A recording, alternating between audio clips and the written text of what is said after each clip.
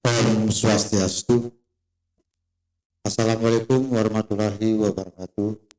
Salam sejahtera, salam, namo buddhaya, rahayu untuk kita semua. Yang saya hormati Dekan Fakultas Ilmu Budaya Universitas Udayana, kemudian Direktur dari Lembaga Pandi, perwakilan UNESCO, Bapak Dirjen Aplikasi dari Kementerian Komunikasi dan Informasi, hadirin sekalian Bapak Ibu yang saya hormati. Saya terus terang sangat tertarik dengan acara ini. Dan ini adalah acara tingkat fakultas yang pertama saya hadiri.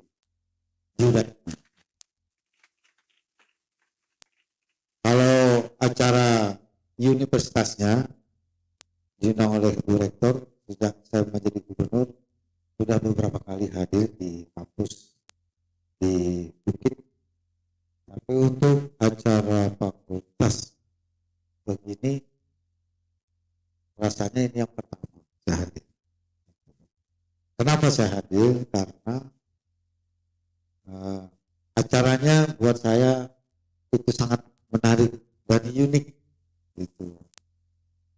Jadi lomba dengan website beraksara Bali, karena ini sesuai dengan visi Nangun Satkirti Loko Bali, visinya pembangunan Bali yang saya pimpin. Itulah sebabnya saya sangat tertarik dengan acara ini. Dan saya hadir meskipun sebenarnya banyak acara hari ini, dari pagi sampai sore saya baru dari Bangli. Karena ini menunjukkan kepedulian kampus terhadap budaya Bali yang salah satu unsurnya adalah aksara.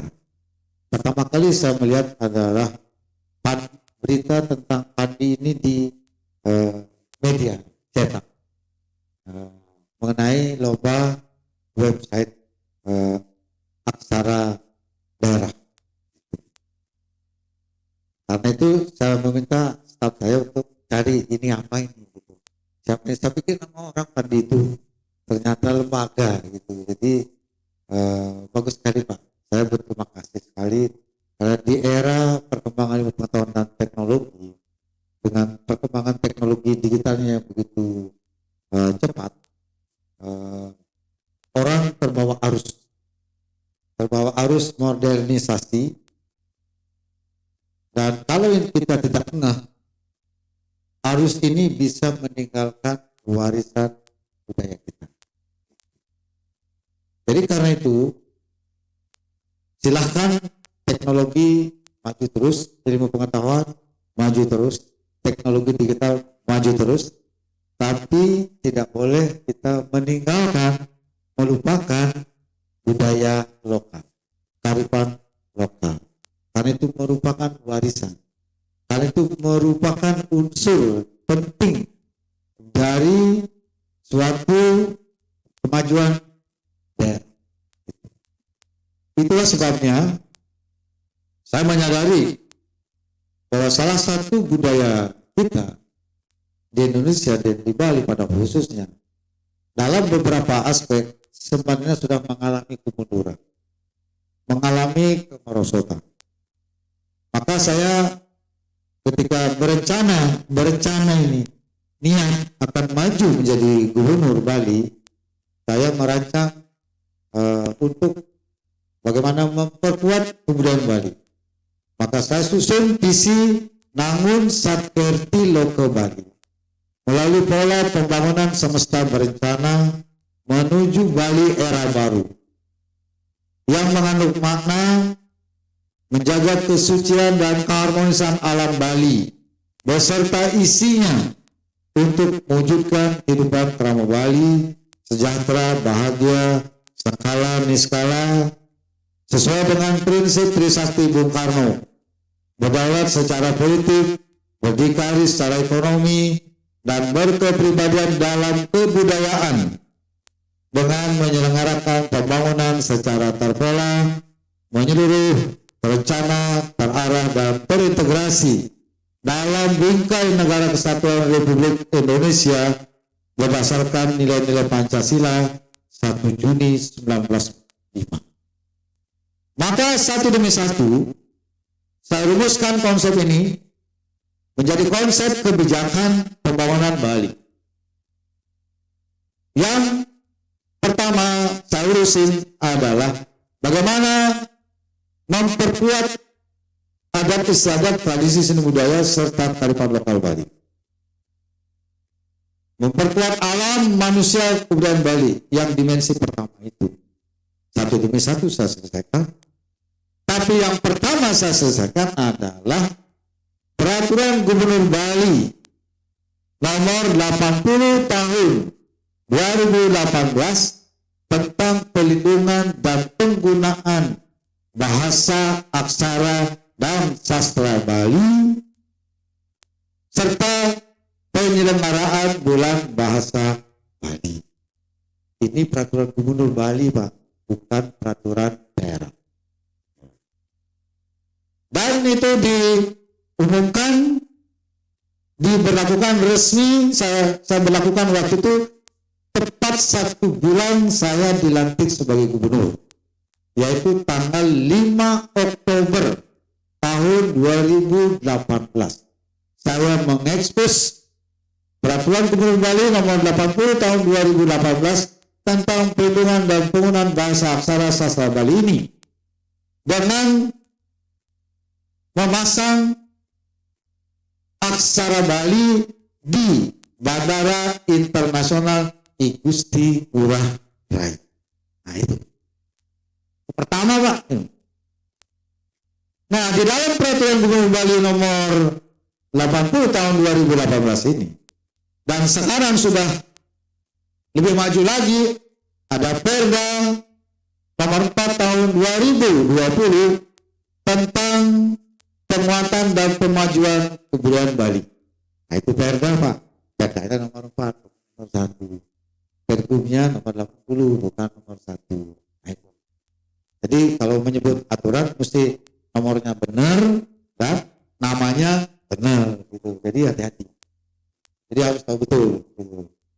Nah, itu sudah diperkuat. Tapi karena untuk membuat peraturan daerah itu lama, saya lebih awal dengan peraturan gubernur, karena peraturan gubernur tidak melibatkan DPRD, lebih cepat selesai. Kemudian dalam Peraturan Gubernur Bali nomor 80 tahun 2018 ini tentang penggunaan bahasa aksara dan sastra Bali ini serta penyelenggaraan bulan bahasa Bali, itu diatur penggunaan aksara Bali pada papan nama, kantor, fasilitas umum atau fasilitas umum lainnya, publik lain. Itu diatur. Kalau untuk kantor itu gradasinya, backgroundnya adalah gradasi merah putih. Itu. Kemudian tulisan aksara Balinya harus ditulis di atas, huruf Latinnya di bawahnya dengan warna hitam. Nah gitu. Sekarang saya jelaskan nih, tolong direkam nih supaya penjelasan saya ini bisa dikomunikasikan kepada publik. Apa makna yang akan saya sampaikan ini? Background gradasinya merah putih. Merah putih itu adalah pertanda cara kita berbangsa di Indonesia. Itu simbol kebangsaan, nasionalisme.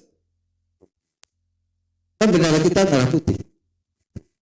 Itu mengambil nilai kebangsaan, nasionalisme dengan gradasi merah putih. Kemudian aksara Bali ditaruh di atas. Kenapa di atas? Di atasnya huruf Latin, aksara Latin, karena aksara Bali itu merupakan warisan budaya yang diwariskan oleh leluhur kita, yang menjadi salah satu unsur kemajuan kebudayaan, peradaban masyarakat Bali yang diwariskan oleh leluhur kita. Warisan yang adiluhung, itulah sebabnya ditempatkan di atas untuk menghormati warisan yang adiluhung ini, begitu dia. Jadi karena itu nggak bisa sembarangan dibolak-balik. Jadi aksara Bali itu kalau ditulis mesti di atas. Karena itu ada cara menghormati kebudayaan kita, warisan leluhur kita. Itu dia. Nggak bisa diputar-putar, Pak. Nah, kalau warna boleh beda, karena kebutuhan ikon dari satu instansi. Tapi kalau kantor, dia gradasi merah putih dan tulisannya aksara Bali maupun Latinnya harus hitam. Nah, itu ketentuannya. Ya. Tapi kalau untuk di luar nama kantor boleh, karena ini kan kegiatan sebagai satu background dari kegiatan. Tapi apapun juga sebaiknya setiap kegiatan itu mengikuti peraturan gubernur. Kalau mengikuti harus penuh, jangan setengah-setengah, apalagi cuma seperempat. Ya. Jadi kalau mengikuti itu penuh dan dengan benar, gitu. Jadi merah putih gradasinya, tulisannya aksara Bali di atas dan warnanya hitam. Sekarang saya jelaskan. Merah putih itu adalah nasionalisme, kebangsaan. Aksara Bali ditulis dengan warna hitam, kalau dipadukan dia merah, putih, hitam, itu akan menjadi warna tridhatu. Warna yang menyatu di Bali itu simbol dari Brahma, Wisnu, Siwa. Ada makna ini. Jadi warna merah, putih, hitam itu sakral, bukan asal. Sakral yang harus kita jaga. Aksaranya warisan budaya yang adiluhung, kultural, religius. Jadi kalau disambung dia ini ceritanya gradasi merah putih dengan tulisan warna hitam dan aksara Bali di atas, kalau disatukan itu pesannya adalah religius, kultural, dan nasionalis. Jadi lengkap dia. Kalau sekarang dia dilombakan dengan cara mengikuti pengembangan teknologi digital, ini adalah cara kolaborasi antara kemajuan global dengan tetap mempertahankan kearifan lokal. Ini yang benar. Perkembangan ilmu pengetahuan boleh maju terus, teknologi digital boleh maju terus. Tapi kemajuan teknologi kita gunakan, manfaatkan untuk memelihara kearifan lokal kita. Begitu. Itu baru namanya generasi yang lengkap. Tidak melupakan sejarah, tetap mempertahankan sejarah, mewarisi sejarahnya, dan mengikuti perkembangan zaman sesuai dengan dinamika perkembangan ilmu pengetahuan dan teknologi. Nah, kegiatan ini merupakan satu kegiatan yang mendorong anak-anak muda kita, membangkitkan motivasi anak-anak muda kita, mengikuti perkembangan zaman dengan dinamika perkembangan ilmu pengetahuan dan teknologi, khususnya teknologi digital, tanpa kita meninggalkan kearifan lokal. Tapi harus terus menarik dia masuk ke dalam peradaban baru. Saya bahagia dengan acara begini, Bu. Bukan bahagia karena melihat pejabat ini, enggak, tapi pada kepeduliannya aksara Bali. Lihat kalau kita ke Cina, mesti aksara Cina di atas, huruf Latinnya di bawah. Itu cara menghormati budayanya. Ke Jepang, Korea, sama. Jadi pasti aksara lokalnya, negaranya yang di atas. Bahkan tanpa aksara Latin, itu aja. Hanya di tempat umum aja begitu. Kalau dia, saya kalau menerima surat penugasan dari konsul Cina, Jepang datang ke Bali, itu pun ditulis dengan aksaranya Cina, aksaranya Jepang, pun nggak ada apa-apa. Latinnya tidak ada sama sekali. Coba di Bali, saya dalam rangka bulan bahasa Bali tiap tahun bulan Februari sebagai pelaksanaan dari Pergub nomor 80 2018 itu diisi dengan lomba nulis aksara Bali di lontar. Di lontar. Udah 2 kali kita laksanakan. 2019 dan 2020. Dan yang membanggakan adalah pesertanya anak-anak muda. Bagus banget. Kita bersyukur di Bali karena tidak semua daerah punya aksaranya. Jawa punya, Sunda punya. Bali kan kaitannya dengan Jawa ada. Kalau kita kan Hana Caraka, itu Hono Coroko. Nah gitu. Katanya yang kurang ya. Berapa berkurangnya tuh dari Hono Coroko ke Hana Caraka. Gitu. Terus daerah mana lagi yang punya aksara lokal ya? Saya kira 34 provinsi, tidak 34-nya ini punya aksara. Jadi aksara ini, kita Bali punya aksara Bali ini, itu harus bersyukur kita. Itu salah satu menunjukkan kemajuan peradaban kita yang sudah dirintis oleh leluhur kita di zaman dahulu. Kalau sekarang sebagai generasi muda melestarikan nggak bisa, kebangetan. Coba pikir bagaimana dulu pertama kali beliau yang nulis begini. Bagaimana menginspirasi pertama ketika muncul ini huruf pertama kali? Siapa pula ini? Itu kita harus hormati itu sekarang. Sekarang sudah diberikan punya arti dia untuk begini. Lantas kita melestarikan nggak bisa. Itulah harga di Bali. Ya, apalagi sastra budaya harus menjadi salah satu kekuatan untuk menjaga, melindungi budaya kita di Bali ini. Sahabat bakal bisa begitu. Ke depan ini akan mulai saya tancap ini sekarang. 2021 ini saya akan menancap, mempercepat, memperkuat akselerasi dari sejumlah kebijakan yang sudah dituangkan dalam 40 peraturan, 15 peraturan daerah dan 25 peraturan gubernur tentang alam, manusia, dan kebudayaan Bali. Itu yang akan kita aksar. Jadi ini ada satu bentuk dari bagian daripada strategi kita untuk menjaga budaya Bali ini, melestarikan budaya Bali ini, memajukan budaya Bali ini. Nah itu. Saya berterima kasih kepada Fakultas Sastra UNUR,